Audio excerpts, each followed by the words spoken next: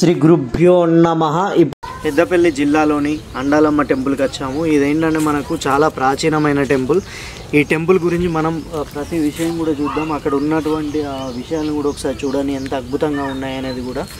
ఇప్పుడు మనం అతి ప్రాచీనమైనటువంటి చాలా పురాతనమైనటువంటి దేవాలయాన్ని మనం చూద్దాం ఒకసారి. ఈ దేవాలయం వచ్చేసి మనకు పెద్దపల్లి జిల్లాలో మనకు ఈ దేవాలయం ఉంది. ధర్మాబాద్లో మనకు ఇది కేవలం పెద్దపల్లి నుంచి 5 కిలోమీటర్ల దూరంలో మాత్రమే ఈ దేవాలయం ఉంది. మనకు ఈ ధర్మాబాద్ నుండి మనం ఈ ఊరు కొంచెం మనకు అక్కడ పాత టెంపుల్ ఒకటి ఉంది. ఆ టెంపుల్ నుంచి మనం లెఫ్ట్ సైడ్ తిరగగానే మనం లోపలికి వెళ్తే ఈ టెంపుల్ మనకు కనిపిస్తుందండి.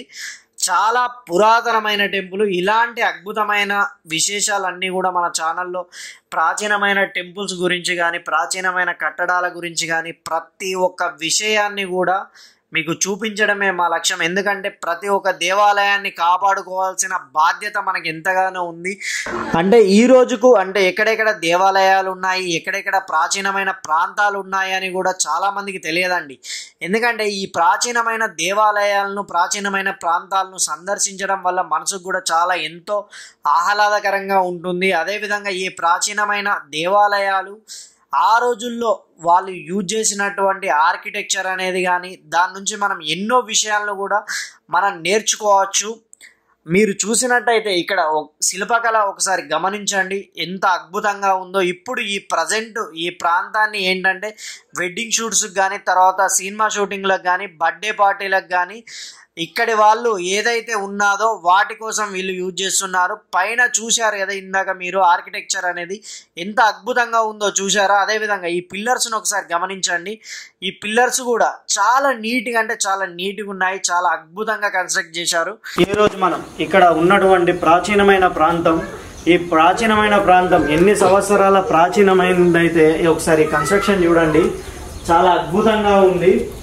ఇక్కడ మీరు చూసినట్టయితే ఈ పిల్లర్లు కూడా చాలా అద్భుతంగా నిర్మించారు. అదేవిధంగా మనం ఇక్కడ గమనించినట్టయితే ఇక్కడ ఇటు లోపల ఒకసారి ఈ పిల్లర్లను చూడండి. ఈ పిల్లర్స్ అయితే చాలా అద్భుతంగా ఉంది. ఈ రోజుల్లో మాత్రం దీన్ని ఏంటంటే ఇక్కడ ఉన్నటువంటి వారు దీన్ని ఫోటోషూట్కి యూజ్ చేస్తున్నారు. ఈ ఫోటోషూట్కి యూజ్ చేస్తున్నారు. అదేవిధంగా ఇక్కడ ఏంటంటే ఈ ఊరి వాళ్ళు, ఈ ఊరిలో ఉన్నటువంటి ఎవరైతే ఉన్నారో ఇక్కడ మీరు వచ్చి షూట్ చేసుకుంటే మీ దగ్గర అదనంగా డబ్బులు తీసుకోవడం అనేది జరుగుతుంది. ఇది ఒక అంటే వీళ్ళు ఇక్కడ చేసినటువంటి డెవలప్మెంట్ కానీ ఏది కూడా ఇక్కడ లేదు.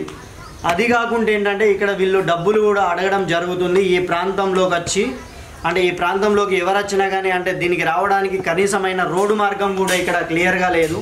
బట్ ఏంటంటే వీళ్ళు ఇక్కడ ఫోటోషూట్ గురించి అని దీన్ని డెవలప్ చేశారు. అదేవిధంగా మనం చూసుకున్నట్టయితే ఇక్కడ కొంతమంది దృష్టులు అనాలో లేకపోతే ఏమనాలో మనకు తెలియదు. అదేవిధంగా వాళ్ళు ఇక్కడ ఉన్నటువంటి గర్భగుడిలో ఉన్నటువంటి దేవుణ్ణి జరిపి వీళ్ళు ఏం చేశారంటే గుప్త నిధుల కోసం ఈ ప్రాంతాన్ని అంతా కూడా తోడడం జరిగింది. చూడండి ఒకసారి క్లియర్గా మీరు గమనించినట్టయితే ఇక్కడ గర్భగుడిలో అసలు దేవుడి విగ్రహాన్ని వీళ్ళు తీసి పక్కకు పెట్టి గుప్త నిధుల కోసం తోడడం జరిగింది. ఎందుకంటే ఇలాంటి ప్రాచీనమైన కట్టడాలను మనం కాపాడుకోవాల్సిన అవసరం ఎంతగానో ఉంది.